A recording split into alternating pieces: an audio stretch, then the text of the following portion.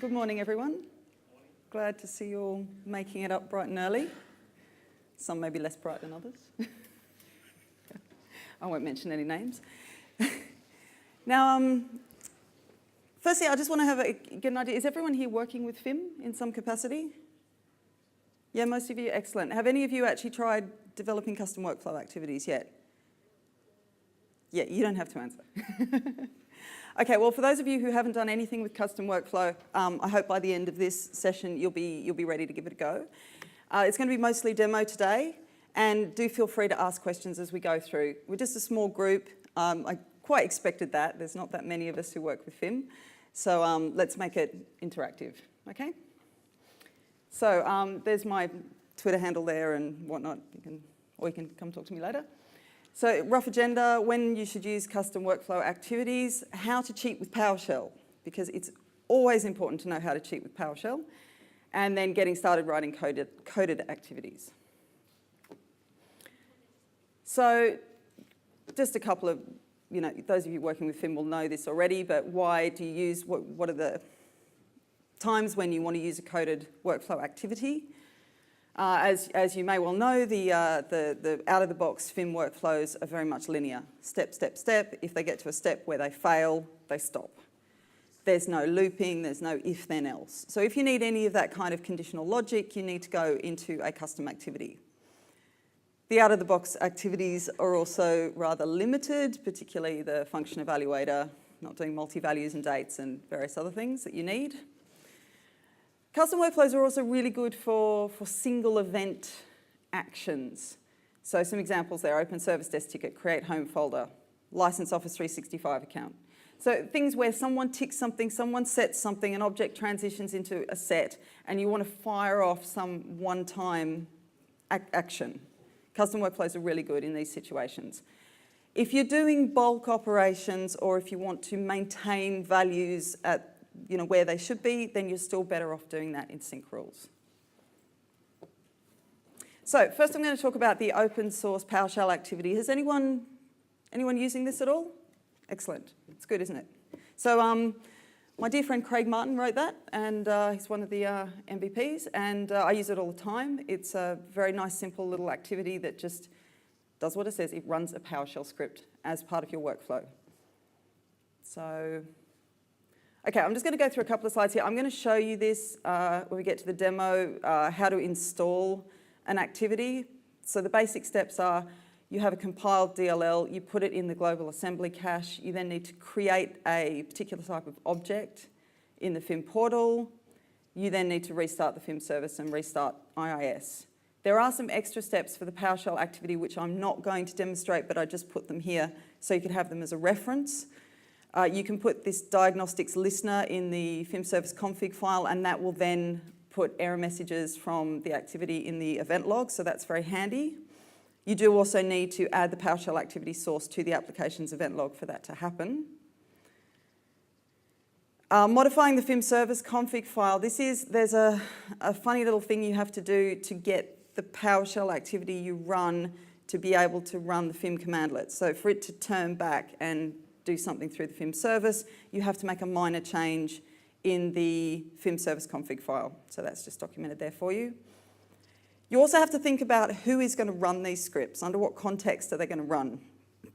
So by default, it's the FIM service itself running the workflow. It effectively runs the PowerShell script. However, the FIM service doesn't exist as a person object in the portal.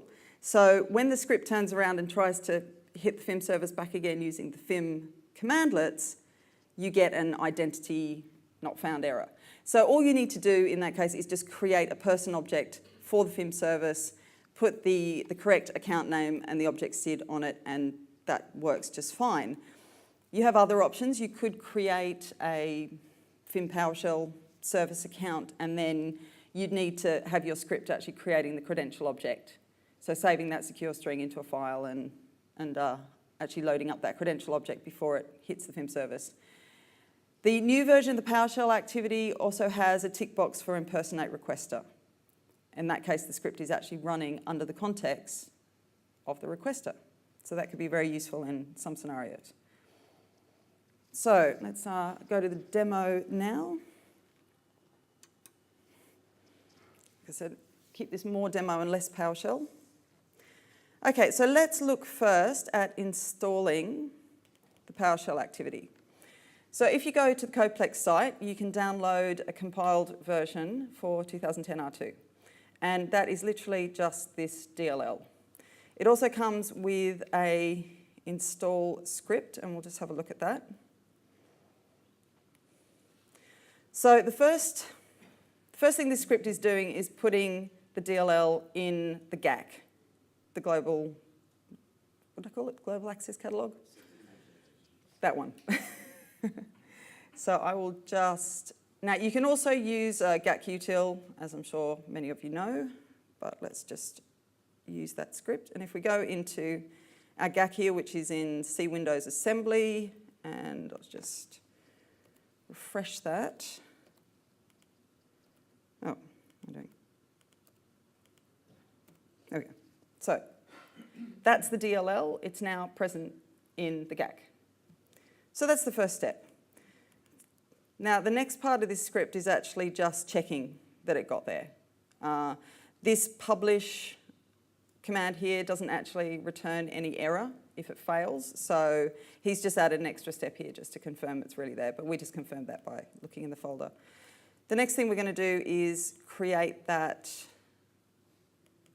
PowerShell source in the event log. Now, I've already gone and done the other modifications to the config file, which were documented in that slide, but I won't bother showing you those. The last step is to create this activity information configuration, rolls off the tongue, doesn't it, object in the portal. And, oh look, I don't have my portal open here. It's not very good. Let's get that open.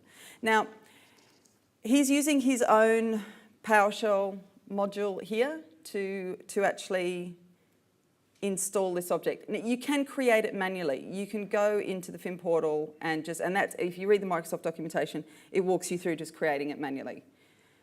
I find it much easier to do it from a script. However, I don't tend to use Craig's FIM PowerShell module. You're welcome to download that and use it yourself, but I just got to find what I've done with, I had everything open and then I had to reboot my lab, as you do. Here we go. So I tend to use the this PowerShell PS1 library that comes from TechEd. Have any of you seen that? You can just, use that? That's great, okay. So I just did my own little version. It's exactly what's in Craig's script, but it's just using the slightly different functions from that other library.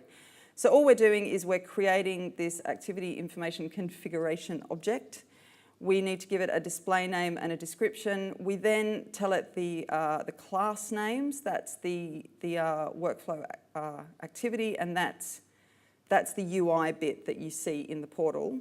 And then this bit here, assembly name, that's actually telling it about that DLL in the GAC. So if we go back and look in the GAC, you'll see that that's got the same version number, the same public key token. So that's just addressing that DLL file. So I'll go ahead. And like I said, I could go in through the portal and just create that manually, but that is quite boring really, so we won't do that. I should, however, get the portal up here so I can show you things in it.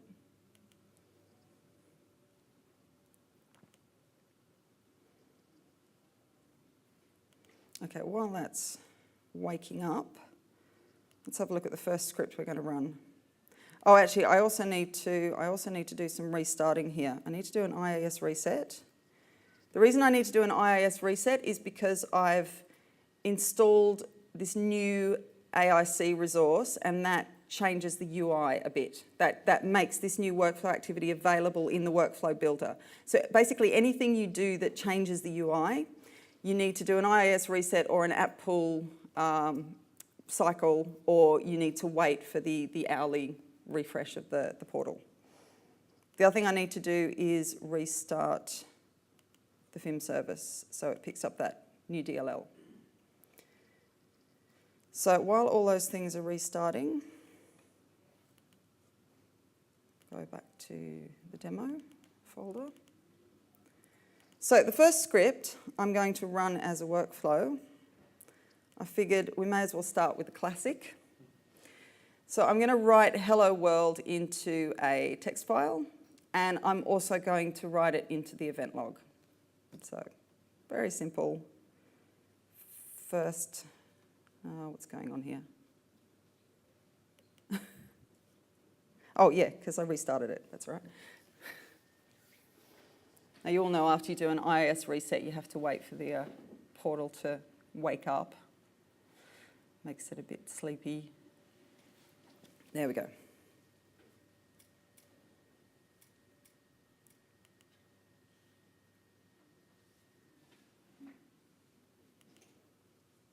Actually, I should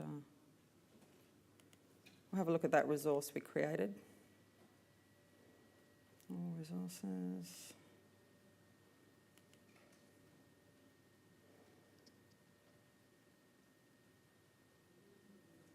I did run it. Where is it? Did I get an error? Let's go back and try that again.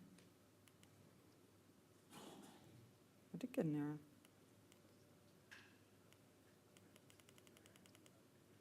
Oh, because I haven't run that. I haven't actually run my function library. No wonder I got an error.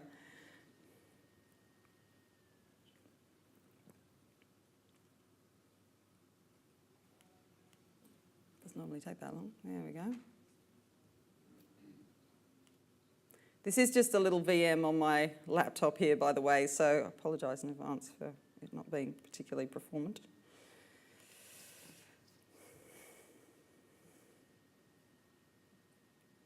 I even gave it more RAM, but anyway.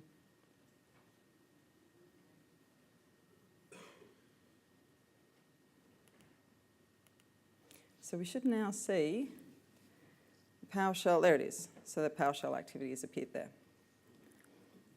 And that means that we can actually use it in a workflow.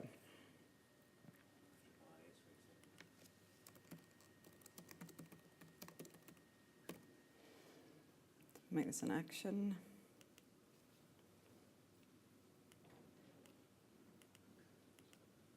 And all I have to do here is just tell it the path to that script.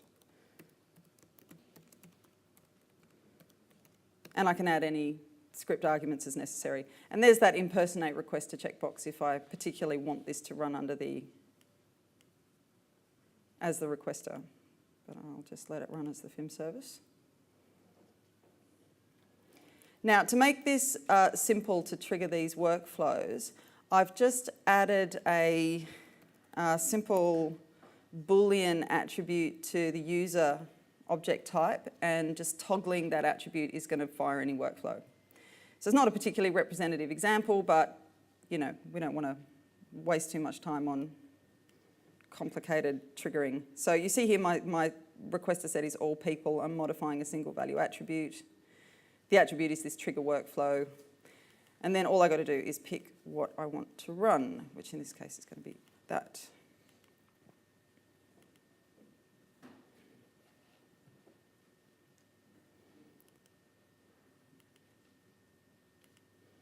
So I'll just pick any user and trigger the workflow.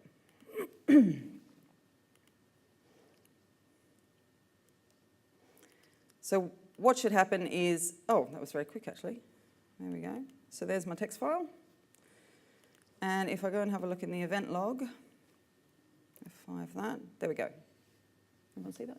Yes, good. So that was a bit boring, wasn't it? We're probably not going to write a custom activity that does that normally. How would you send parameters to that PowerShell script? Is there a placeholder? Okay, so there are two ways to do it. One is you can have script arguments. The other way is the way I'm going to show you right now, which is workflow data. So script arguments are okay if it's a constant value, but more often than not, you want to send something a bit more dynamic to the script. Like an object ID, like some particular thing you've just looked up or something that you've set. And so this is why you need to understand how to use workflow data. So workflow data are variables that exist just within that workflow instance while it's running. So you can set one at one step and then you can use it at the next step and so on. And if you've done anything with email templates, then you can also embed the workflow data in the email templates, which can be a very useful way of making those a bit more dynamic as well. So still a very simple script. What we're going to do this time is we're going to use this FIM2010 variable. So that is something that is set by the PowerShell activity.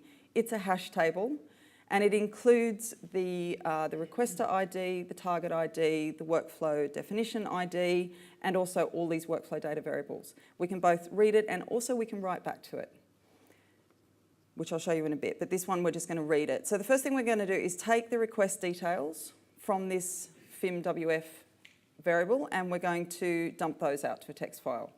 And then we're also going to write a message into the event log again, but this time the message is actually going to be a bit more interesting and actually use the workflow data. So what I'm going to do now is change that workflow. And I've got this XOML saved here, so I'm just going to copy that in to the workflow.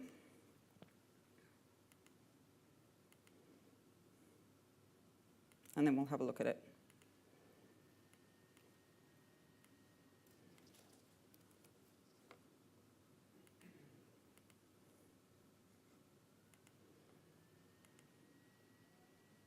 Okay, so the first thing I'm doing is I'm defining this message and I'm saving it into workflow data message. And what it is, it's concatenation hello, and then the display name of the target, and then from, and then the display name of the requester. Okay? And then I'm just going to run my demo2 PowerShell script. So that's good to go. I didn't actually, oh, that's just setting, if something doesn't have a value, it automatically sets it to false. We don't need to worry about that. But I do need to change which, oh no, actually I don't need to change which workflow I'm calling, do I? Because I just modified the same one. So let's go and trigger it.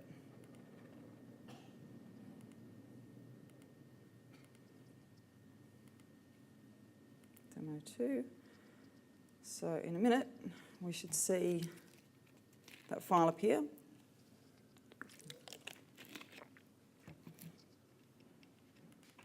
Okay.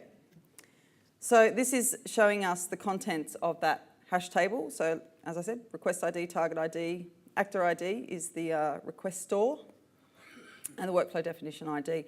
And then this workflow dictionary, that contains those workflow data values, and then we've also printed them out in a table down here. So we could have multiple workflow data values listed down here. So that's effectively just logging that request. Let's go have a look in the event log now, and there we go. Hello, I picked a hard name to say, didn't I? From administrator.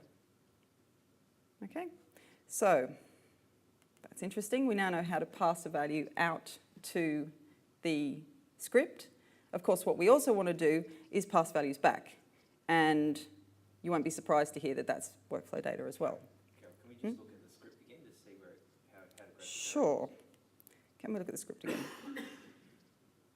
So you'll see, I mean, I'm just passing message. So if workflow dictionary contains key message, well, that's if not. So this is just a throw condition. That's just checking that workflow dictionary really did, or workflow data really did have that message parameter. This is the writing the event log. So that's picking up that workflow data value. Okay, simple enough? So strongly typed objects. If you say so. Okay, let's go to the third script. So what I'm going to do here now is something that I think is a bit more useful than putting hello messages in places, and it's selecting a unique value. And the idea here is that we're going to generate a number of options, and this script is then going to choose the first one that is unique for that attribute and that object type. So obvious example, setting a unique account name. Okay, and You see here, I do actually have some script parameters, attribute name, object type. This one here is something that I always do myself in my scripts. I always have a way I can toggle verbose on and off, and if it's true, then I write lots of extra stuff into the event log. So let's have a look at this script. Now, first I'm loading that PowerShell library. I'm also loading another library of my own with some extra functions in it. Now, where have I put that? Said I had all this stuff nicely open before. There it is. Okay, I don't have all the functions here that I normally use, but just some examples. Object exists. This does you can pass it an object type and a display name, and it'll construct an XPath filter and then tell you whether that object exists or not. Just, utility functions. The only one I'm actually going to be using, I think, is this write log one. So again, this is something I use all the time. This just allows me to simply put a message into the event log, and I can tell it which what level I want to be. And I also do this fatal. So if it's a fatal error, I say fatal is true. And I just want to show you this bit. What that then does is it throws whatever the error message is. And if you throw something in one of these scripts, that actually causes the activity to fail. And this message here gets written back to the request object. So that's really, really useful. And I'm going to show you, I'll show you that shortly. I'll show you one failing. So below that, what am I doing? So this is another thing I always do, just like a validation block, check we got everything we needed. And then it's just basically a loop for each parameter that I get from that workflow data. I'm just going to loop through, I'm going to construct an XPath filter, I'm going to see if I can export an object that matches that filter. If I can export it, it's a conflict, move on to the next one. Simple as that. Down the bottom, I'm actually going to return, if I found a value, a unique value, I'm going to return it in the workflow data, and this is as simple as adding a value to the hash table. And that will then go back to the workflow. So, I might create a new workflow object for this one.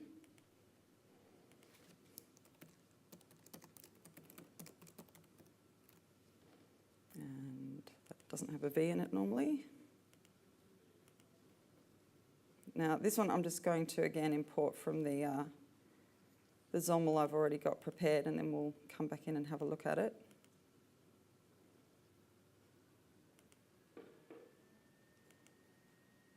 Okay, so I've only defined 2 options here, but of course, the idea is you could have as many as you needed to. I'll just edit that so it's readable. So, option 1 is going into workflow data, option 1, and I'm just using the function evaluator. I'm taking the first character from the first name, and then I'm concatenating it with the last name.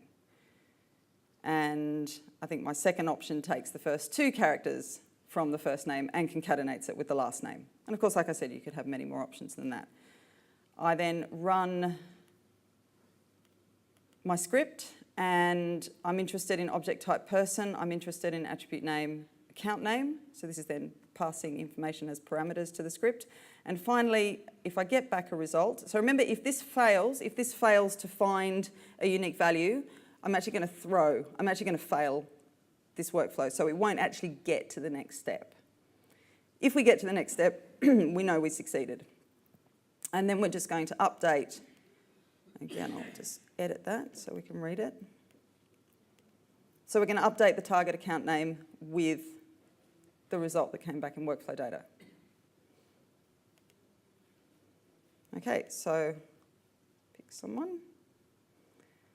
So you'll see actually his account name at the moment, this guy I've obviously already tested on. This guy, his account name is still using a different format. So what we should find is that it changes.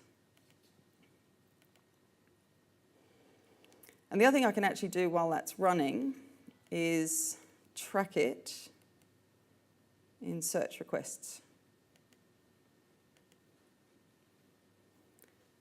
And that's actually finished already. So that was the, oh, wait a second. Do you know what I did?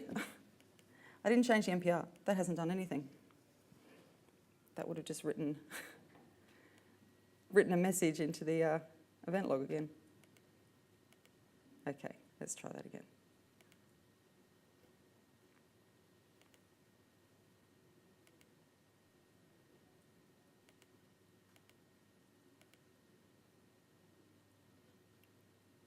Okay, so now we should see a post-processing, yeah. So that's my request, that's post-processing because it's running something. This actually will be already the new request triggered to set the account name.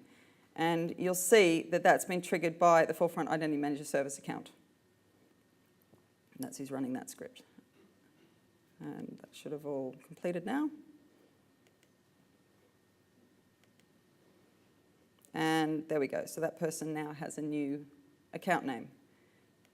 Now, I promised we'd have a look at failure, because I think that can be more interesting.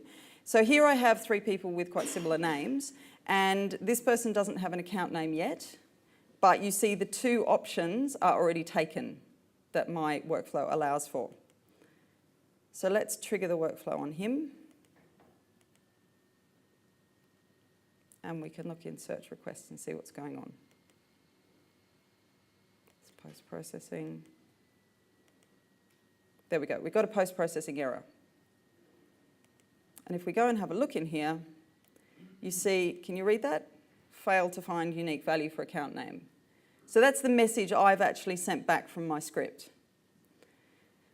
But it's not very accessible here.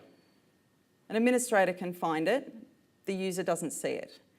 So you have another option, and that is to actually run the workflow in the authorization phase.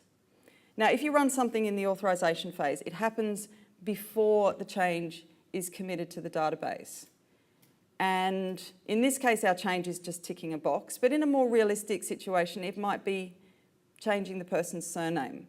And we're going to say, actually, you know, we're not going to let you change their surname until we're absolutely sure we can generate a unique account name for that surname. Yeah, maybe. I mean, everything's possible. So let's do an auth-Z version of that.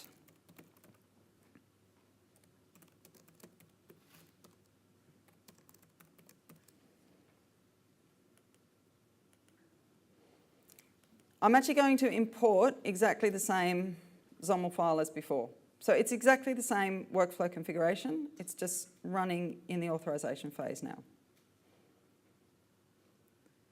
And I need to change my NPR. I'll remember to do that this time. So we're going to do it there, and we're not going to do it there.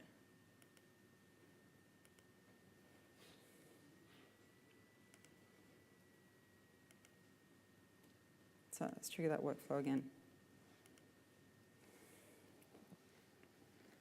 Now what we should get is a denied, an access denied. And this is because FIM interprets any failure in the authorization phase as an access denied. And it might seem a bit odd that failure to choose an account name is an access denied, but from FIM's point of view, what the authorization workflow is doing is giving permission to commit that change that the user made. And that's what it's denying. And if we go into view details, we can actually see the error message there. So that can be quite a lot, more helpful for your users if you have situations where you want them to get some information back about why their request failed.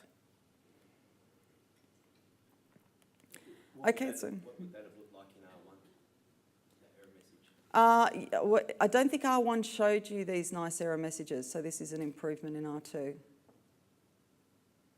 So I'm going to leave the PowerShell activity at this point and move on to coded activities. But before I do, does anyone have any questions about using the PowerShell activity? No, we're all good? We're going to go and download it afterwards? Were there any tricks involved in getting it to work under your step? Like the first time you tried it, it worked? Tricks to getting it working. Just what I've put in the slides already. So just those things about having, making sure you know what context it's running under, making those modifications to the config file. So they're really the only tricks I would say. Otherwise, just, you know, I do use a lot of workflow scripts in my environments, and just be, you know, consistent with them. That's why it's really good to have these function libraries to call upon, have a really consistent layout to your scripts, and you know, always have an option to turn on verbose logging, and those things will help you greatly. But otherwise, I think it's a absolutely fantastic way to quickly get up and running with custom workflows and develop what you need very quickly. So let's move on with a few more slides. So look, the PowerShell activity is great, I love it, but sometimes you do need to write a coded activity. Now firstly, that little trick I just showed you where you ran it in the auth-z phase and it popped up that message. If that script takes too long to run, the user sees pending authorization. It's not pending authorization at all, it's just running your script in the background.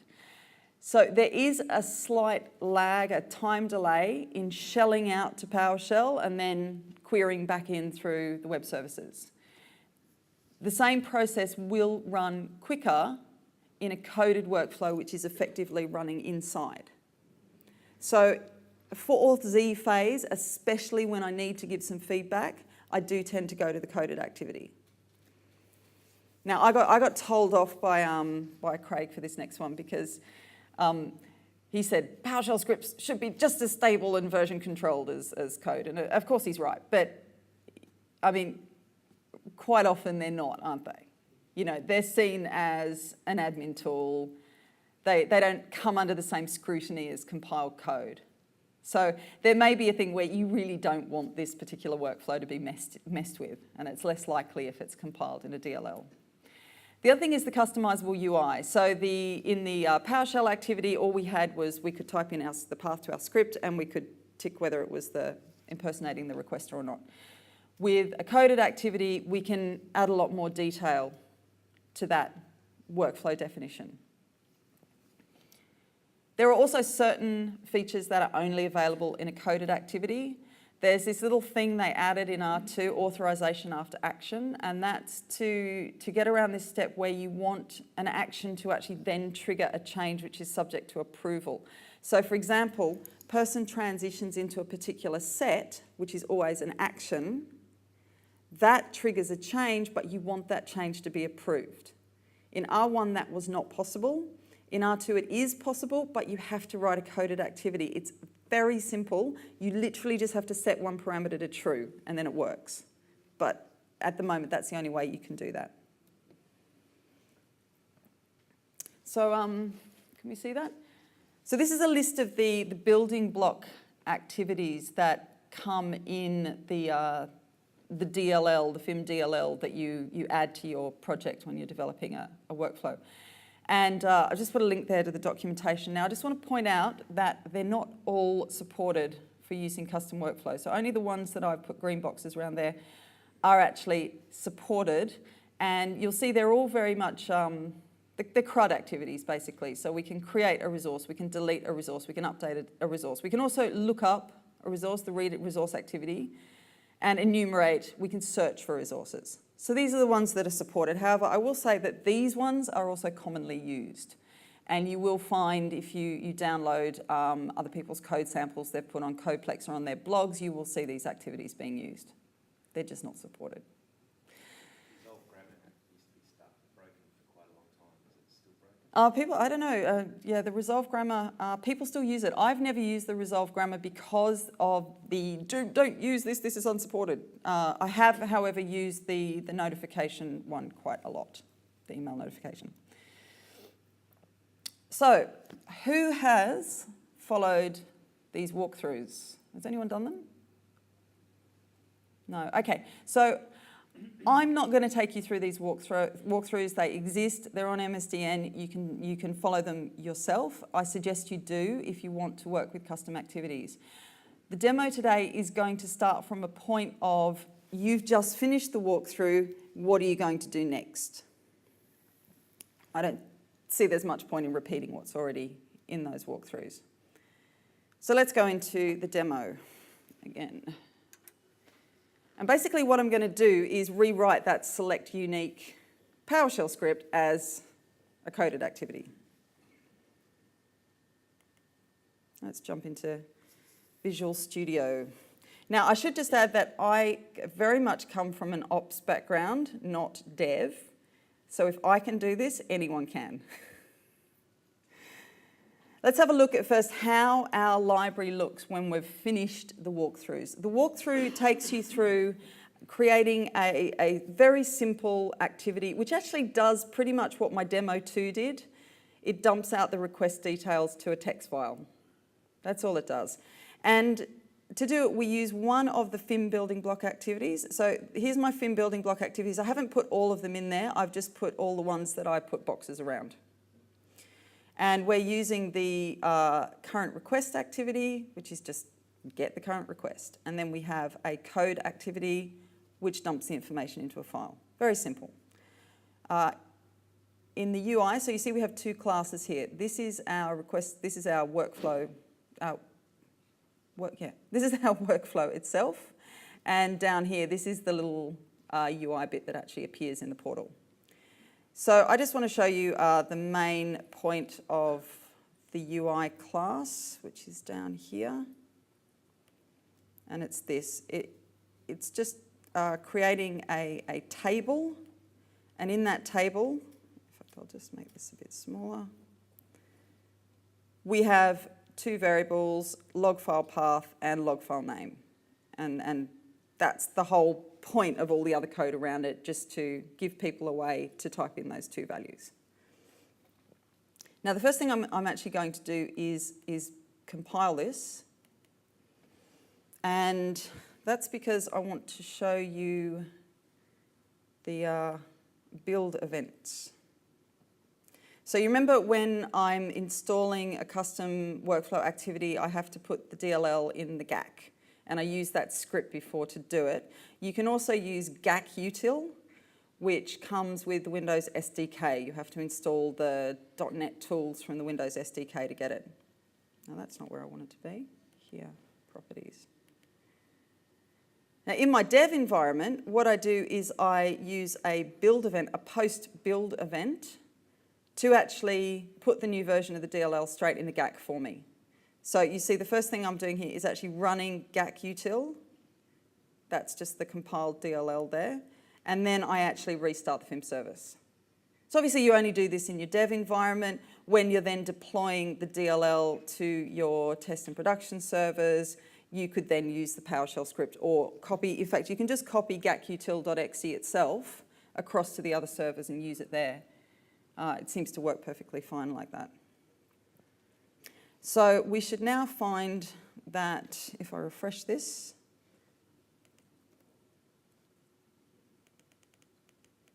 we should now find it's not in the GAC. Did I get a failure? Gosh. No. Did I build it? I did build it, didn't I? Let's try that again.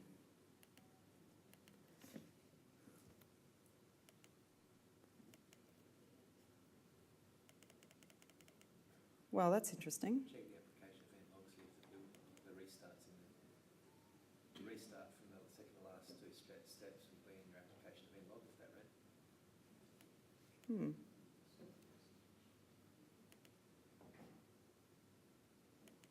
I don't know how many times I've practiced this and it's worked perfectly every time.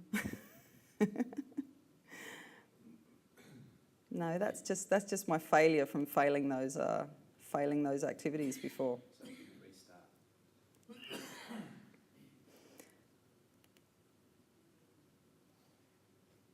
That's bizarre. Build solution. Did I mention I'm not a developer? Build succeeded. I'll just check it has actually, I'm in this one.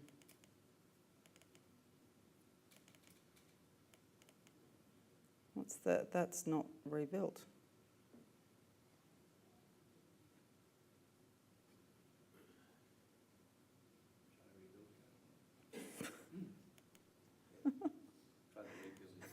Try the rebuild, okay.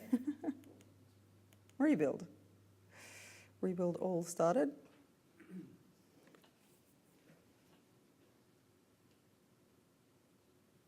Does that look better? I've got to wait for that to go completed, don't I?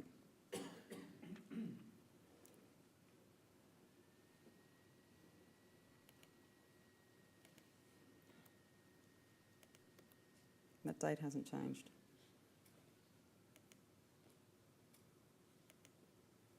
I'm not using this one, am I?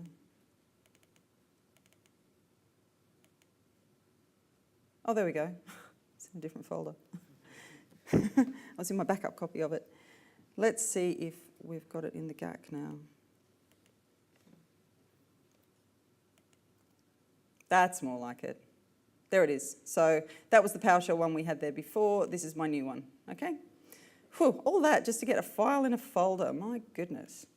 Anyway, I've got the bit of PowerShell set up here already, so I can just create that AIC resource for the request logging activity.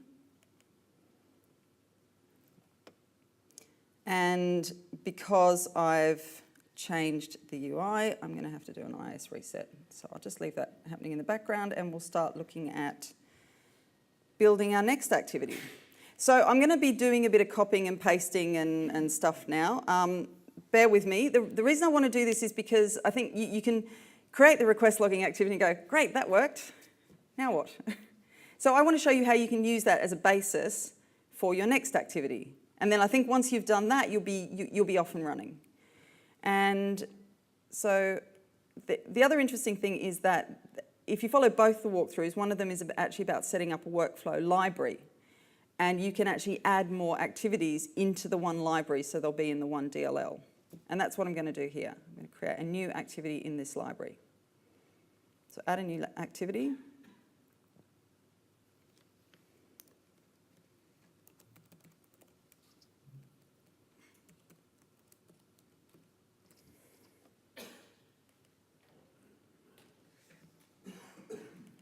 Okay. So here we are on the design surface for the select unique activity. And so the first thing I'm going to do is build up how I want my workflow to look. Now, I always start with a code activity. And actually, have I got the names? I might just got to make sure I use the right names for these things. So this is going to just get the options from workflow data. I'm then going to need a loop. I'm going to get the options from the workflow data and then I'm going to loop through them looking for a unique one. So I will use a while loop. Now with this while loop activity, you can only put one activity inside it unless you use the sequence activity.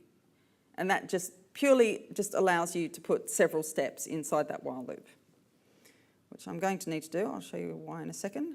So I'm going to start with, this is a FIM building block activity, and it's the enumerate resources activity.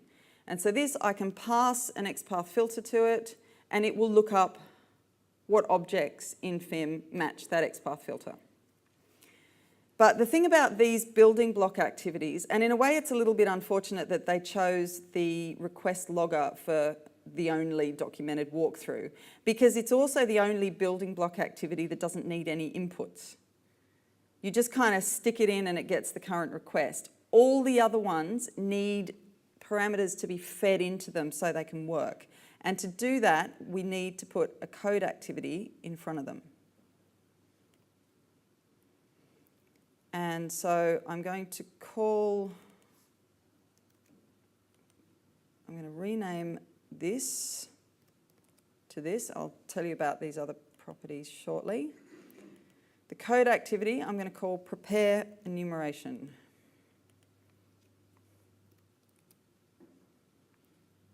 And then I'm also going to need another code activity afterwards to evaluate any outputs from that activity, which is in this case how many matches it found.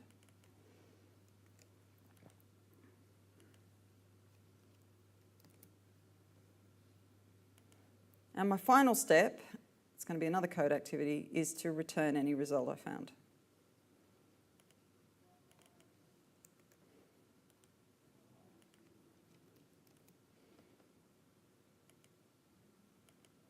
Okay, so that's basically, let's get that out of the way.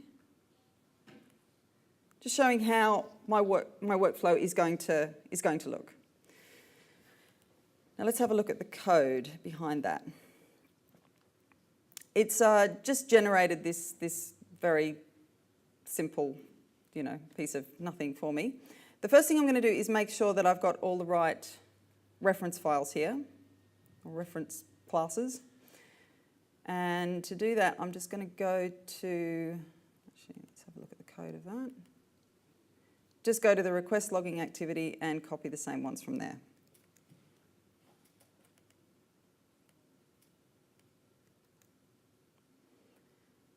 The next thing I'm going to do in the design surface here, you'll see I've got lots of exclamation marks. And that's just saying there's nothing actually behind this little box you've put here. Very simply, all I need to do is go through double-clicking on these, and it generates a little procedure for me. It's an empty one. I have to fill it in myself. I've still got to do some work. But I'll just go through that now, double-clicking on all of those. And there I've got all my little procedures just waiting for me to fill them in. So what I like to do is stick a region around these so I can keep them all together.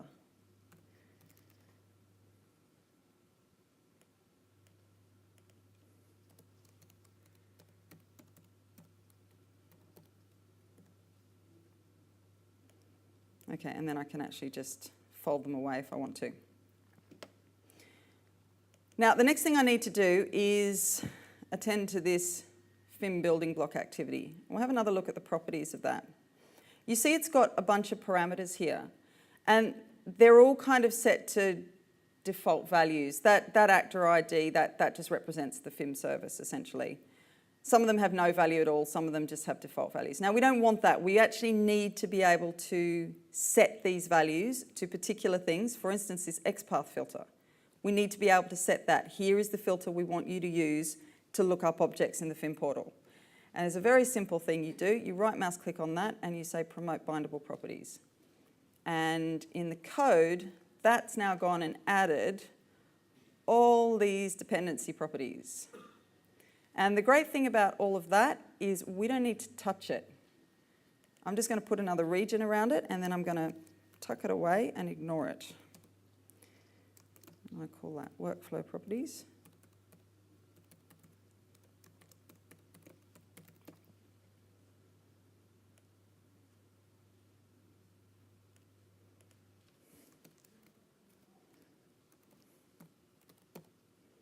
All right.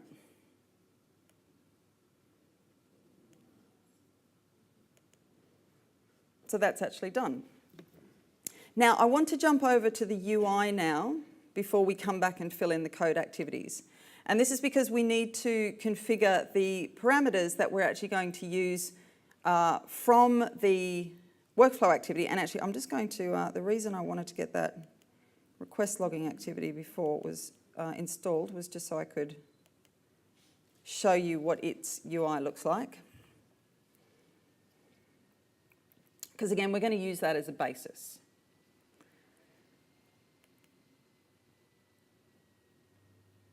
That's not it. What am I doing? Oh no, because I was going to add an activity. Okay. Request logging activity. So that now appears. Select. And you see it's pretty simple. It's just got two text boxes. You can add other things in here. You can add checkboxes. You can add drop downs, whatever you want. But we'll just follow the same approach and use text box inputs for our new activity. So I need to create a new class. Add, this one's just a class. The last one was an activity, this one's a class. Select unique UI. Okay, let's have a look at that. So what I'm actually going to do is just go to this one and copy and paste the whole lot.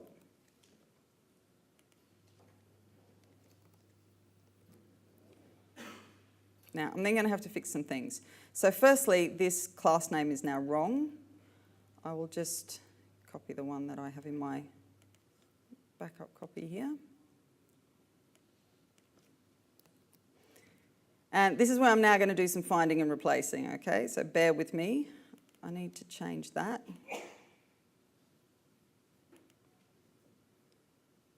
And yeah, we'll change, oh, didn't want that to happen. Change that to select unique. I'm also going to change that one. Now the other thing I'm going to do is the request logging activity had log file name and log file path. Just as in my PowerShell, when I passed object type and attribute as parameters, I'm effectively just going to do the same thing here. These are going to be my two parameters. So I'm going to replace log file name with object type, and I'm going to replace log file path with attribute, replace all. And that's not right. That shouldn't have request in front of it. We'll just fix that.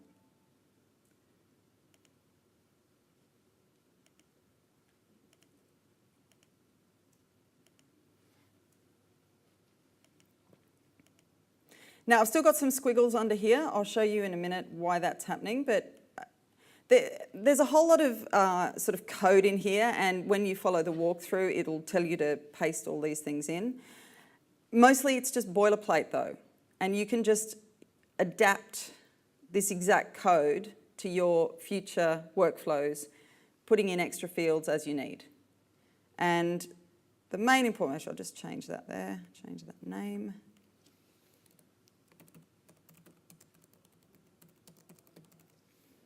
The main point, as I said before, is this table down here. And now we're going to be adding text attribute, and object type. I will just change these bits of text here. That's going to appear in the workflow so people know what to fill in there. Enter the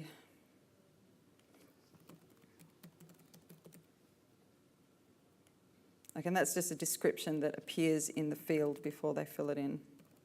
You've probably seen those sorts of things.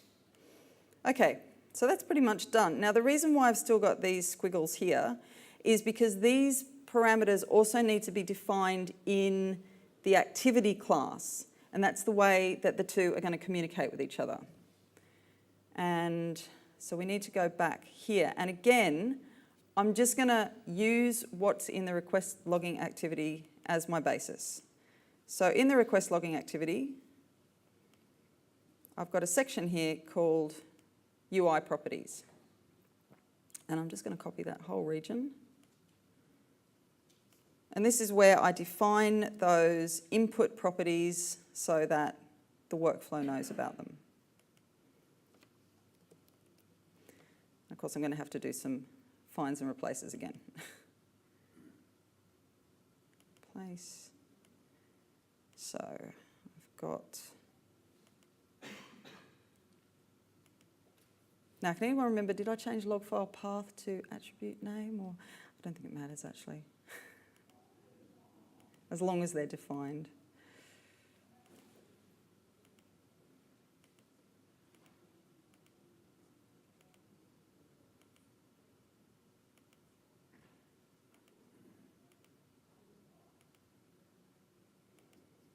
Okay.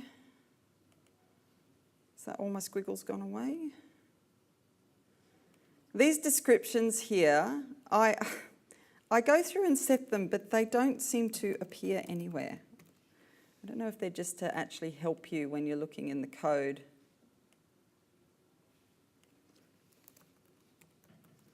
Like an extra comment.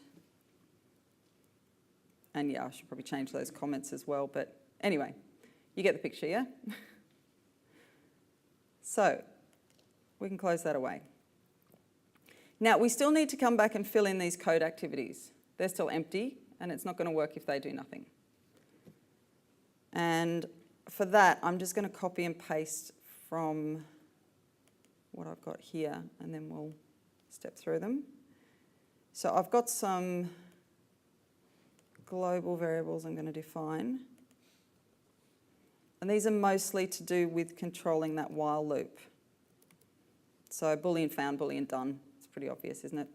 That's just for that while loop. I've also defined the containing workflow at a global level because we're going to use that object to access those workflow data parameters in one code activity, that top one, and then in the bottom one, we're going to use that object again to return back our result. So I don't have to look it up twice, I just declare it globally and that's job done.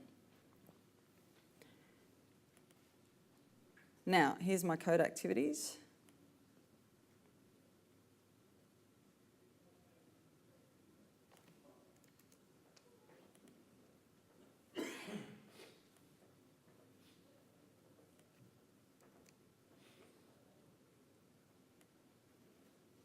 Okay, so the first one. Does everyone see that? It's clear enough, isn't it? So the first one, this is where I'm getting the containing workflow, which allows me to access the workflow data. Here, I'm just, again, that looks very similar to the PowerShell, doesn't it?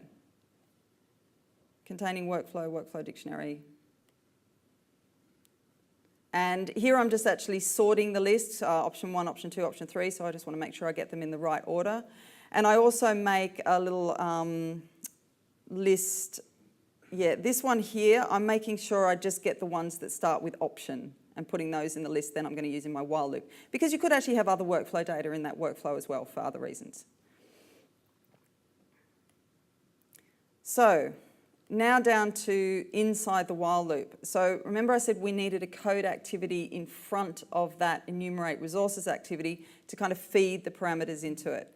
And that's what this one is doing. Prepare enumeration. So these are all those properties that we defined when we did the promote bindable properties, and it put all that code in our project here. And basically, system GUID, that's saying just run it as the FIM service. I could specify a particular person if I wanted to there, or I could set it to the requester.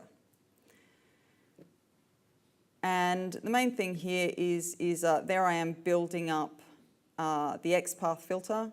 So we search on object type where the specified attribute equals the current option that's come through from workflow data, and then we set that XPath filter here. So when we get to the next code activity, that enumerate resources has now run, we're now at the other side of it, and we want to see what it came back with. So here it's just very, very simple.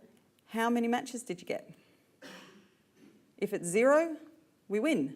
We just found a value that something doesn't already have set on it. And our final step is if we found a value, then again, it should look very similar to how it did in PowerShell. We just add a new workflow data parameter and we return the current option that we're on when we found a good result. So that's basically it. Oh, it's not basically it. There's one thing I still haven't done. If I go in here, I've still got an exclamation mark. And that's because I haven't actually set the parameters of my while loop yet. So I'll show you now how I do that. I'm going to do a declarative condition. New.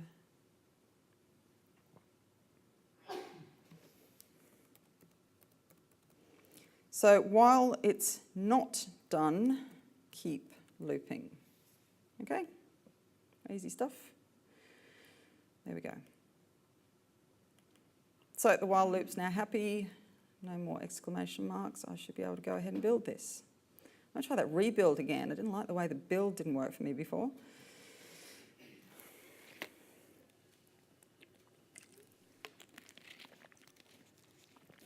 So rebuild all started, rebuild all succeeded. And hopefully my GAC should have just been updated with that build event. If I look in the properties here, 9.12, yep, so that just got updated.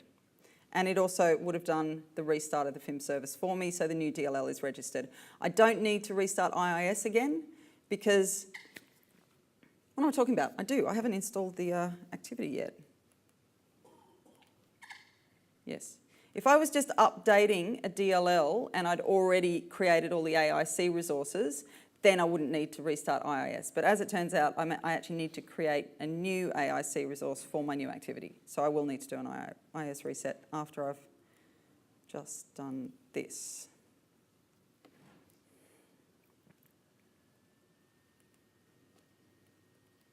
And we'll just have to wait for that to finish. While we're waiting, any questions on any of that so far? No? Will this stuff be available somewhere to download? Happy to make it available. I'll probably just put it on my blog. It's the easiest thing. Everyone know my blog? Just Google me and you'll find it. Okay. So, portal, workflows. Okay, first let's just make sure we got our new AIC resource. Did I? Yeah, there we go.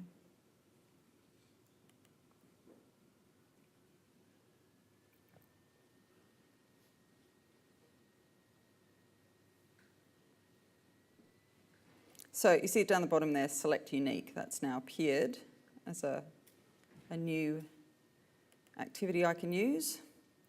And what I'll do is just change this one. So we'll still have the same options as before.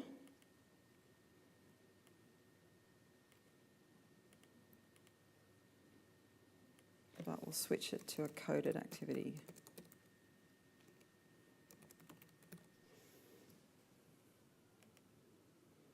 Okay, and I just need to put that up in the same position as the PowerShell one, and we can get rid of that.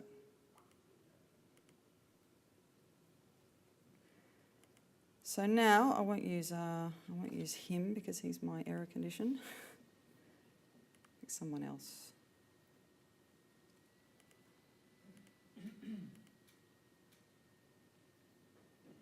And I don't really care if this fails because I'm going to show you next how to debug. It should work if I did all my find and replaces properly. Pending approval. Why did I get a pending approval? Oh, you know what? Because I'm still running. Actually, that was a great example. You know how I said if you run a PowerShell activity in the authorization phase and it takes too long to run? Well, that's what happens. You get pending approval instead of the error. So that was because I hadn't actually modified my MPR to run the action, and I was still running that PowerShell activity in the auth Z phase.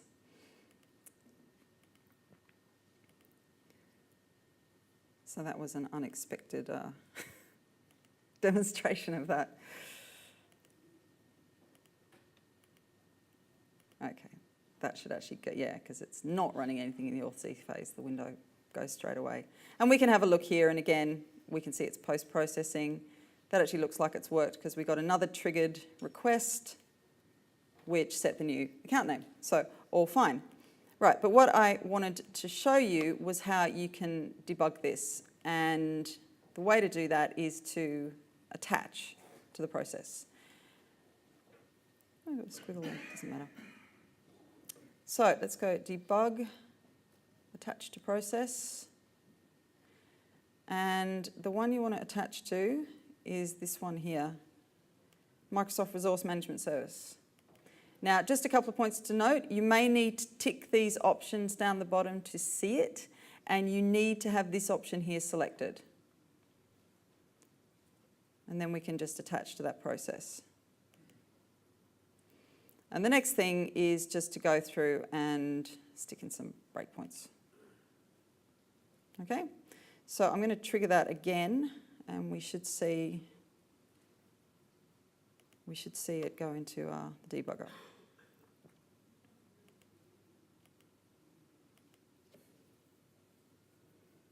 And there we go. And now, of course, we can step through it, and we've got our variables down the bottom, and we can inspect values of things. And I'm sure you all know how to proceed from that point. So that's the end of the demo. Before I go back to the last couple of slides, I don't have very much left to go, but are there any more questions about that? Yeah?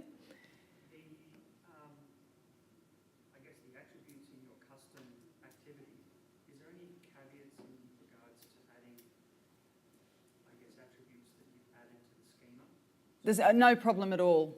It's absolutely fine. Target custom attributes. Absolutely. Yep. Yep. Absolutely no problem with that at all.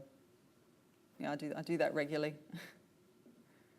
I should also add as well that I've obviously shown you a very simple example here, and when I actually wrote a very similar activity, which I think was probably my actual first activity to go into production for a customer to do this exact type of thing, I added some extra bells and whistles. So one of the things is I had a regex that would remove any characters that were not in the regex, which is obviously if you're doing an account name, that would be very useful. I also had another checkbox if I wanted to replace accented characters. So again, you can add, and the other thing that I always do, again, you know, with the PowerShell activity, I had that verbose switch. My coded activities always have a logging option as well, which is just a, you know, verbose and normal. So obviously this is just to get you started, get you on your way, but there's a lot more that you can do and extra options you can add. So let's go back to the last couple of slides. Okay, so that's just a picture of what you've already seen in case you want to look at it later. Again, that's telling you how to do the debug. And just some references for you. So there's the address for that PowerShell activity. One of the other MVPs, Soren, has also uploaded his entire workflow library to Codeplex, and he's got, I don't know, 5 or 6 activities in it. So you can download that and have a look at it, use his code, or use it as a way to figure out how to write your own activities. And there's an address for my blog. And otherwise, I have another session tomorrow where I'm talking about identity in a much broader sense. So actually won't be talking about FIM very much at all, believe it or not. A little bit of FIM, always got to have a little bit of FIM, but we'll be talking about lots of other things as well, Azure AD and Server 2012 ADFS. So it should be a good talk. And I'm also going to be down in the exhibitors hall all this afternoon at the Unify and Optimal IDM booth. And if you haven't been to see us yet, Optimal has some really neat virtual directory stuff going on. So you should come down and have a look because it's very, very cool. And that is the end of my slides. Any more questions, or are we all happy with that? So who's going to go home and write a custom workflow? Yeah? One guy. Yeah, I should have a prize. Ah, someone else? Okay. Send me an email. Let me know how you go, okay? All right. Off you go. Enjoy the rest of your day.